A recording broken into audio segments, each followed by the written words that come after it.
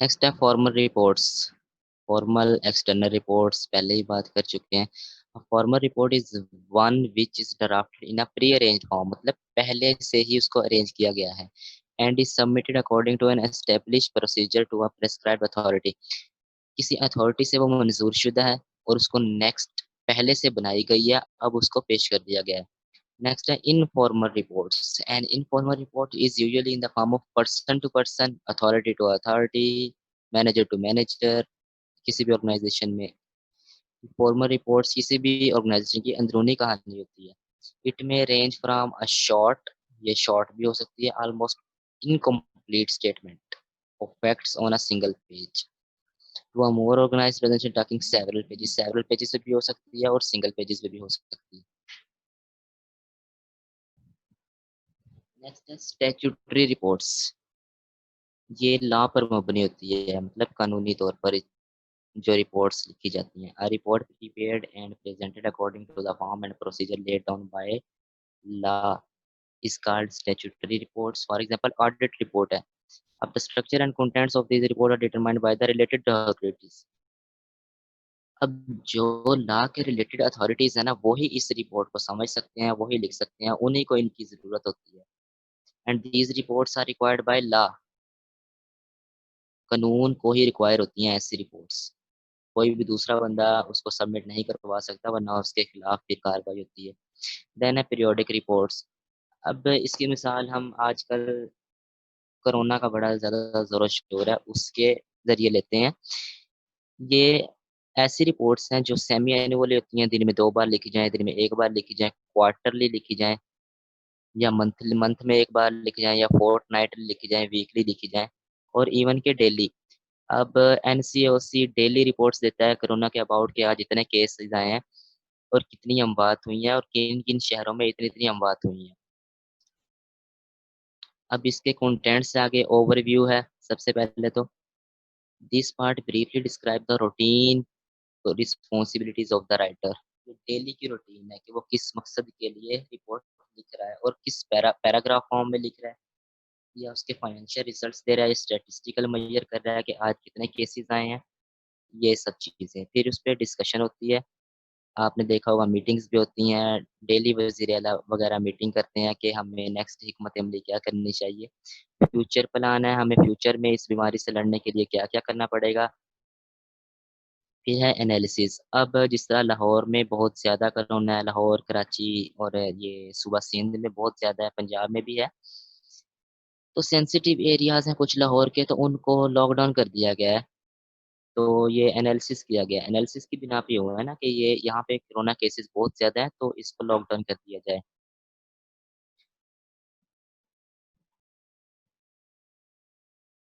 तो नेक्स्ट है special reports. Special reports target a specific problem और specific facts. For example due diligence report और fraud, किसी भी फ्रॉड हुआ है, जिस तरह कुछ चोरी वगैरह हुई है, तो आप पुलिस स्टेशन में जाकर रिपोर्ट दर्ज करवाते हैं, एफआईआर कटवाते हैं। इस तरह की रिपोर्ट्स को स्पेशल रिपोर्ट्स कहते हैं। नेक्स्ट है इंफॉर्मेटिव रिपोर्ट्स। इंफॉर्मेटिव रिपोर्ट्स इसकी एग्जांपल हम यूँ लेंगे, आप लेबोरेटरी में किसी चीज़ का टेस्ट करवाने गए हैं। अब वो कोरोना टेस्ट है या आप अपनी एचबी चेक करवाने गए हैं या शुगर टेस्ट करवाने गए हैं या व्हाटएवर, जो भी उस तरह की रिपोर्ट हमें फिर आगे से जो एनालिटिकल रिपोर्ट है उसमें हमारा स्टैटिस्टिकल मेजर है कि मतलब आप में खून की कितनी कमी है। अगर आप ब्लड टेस्ट करवाया था, कोरोना की करवाया है, तो कोरोना आप में पॉजिटिव है या नेगेटिव है। जो लेबोरेटरी की तरफ से हमें डिसीजन मिला है, तो उसको कहते हैं एनालिटिकल रिपोर्ट।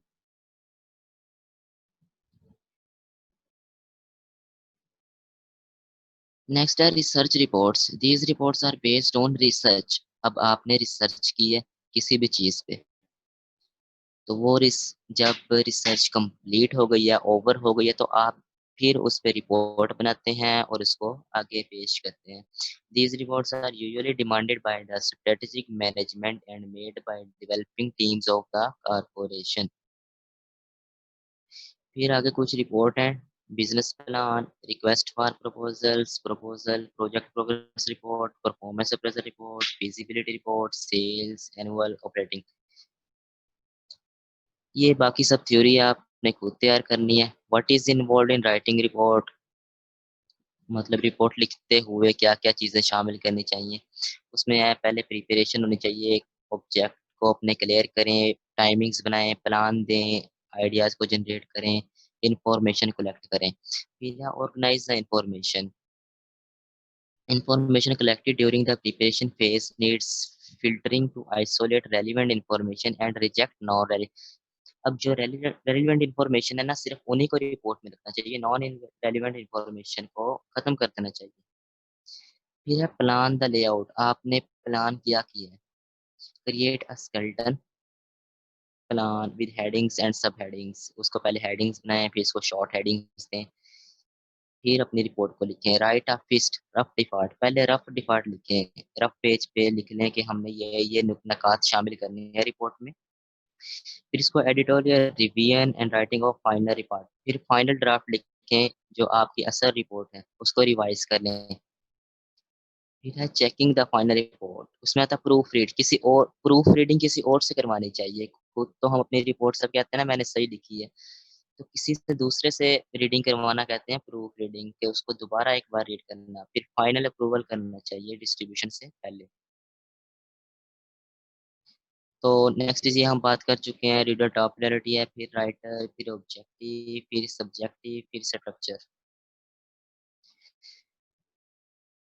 ये सब थ्योरी है, आपसे खुद भी पढ़ सकते हैं।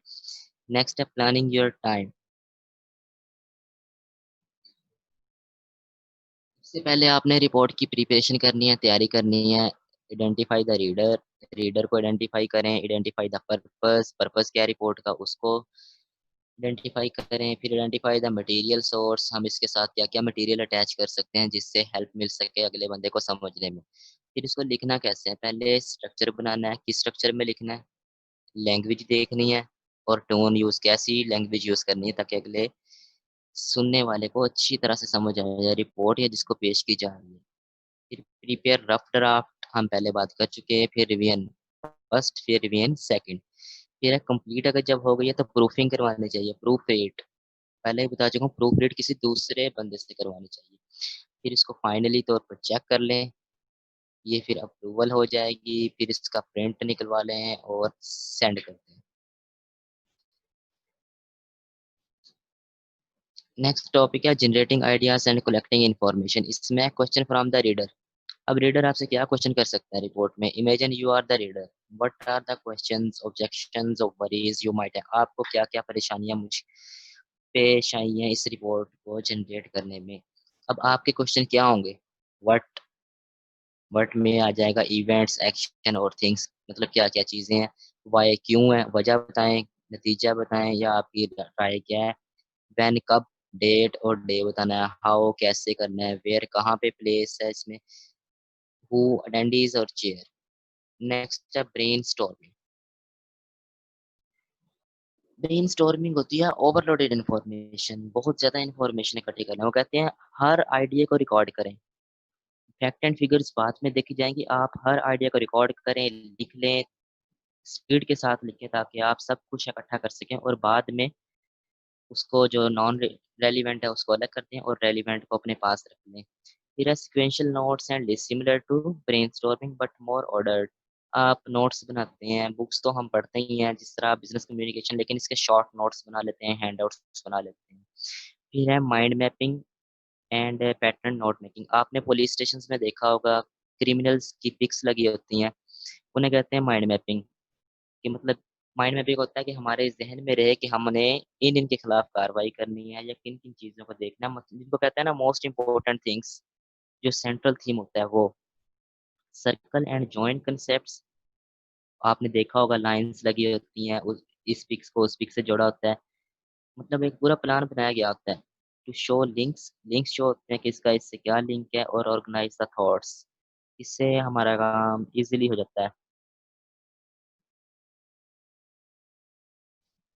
There are some people prefer to use paper and pen, which other prefer to use a computer. Either is fine. सब कुछ ठीक है, simply use the method that are most, जो आपको effective लगता है ना आप वही यूज करें।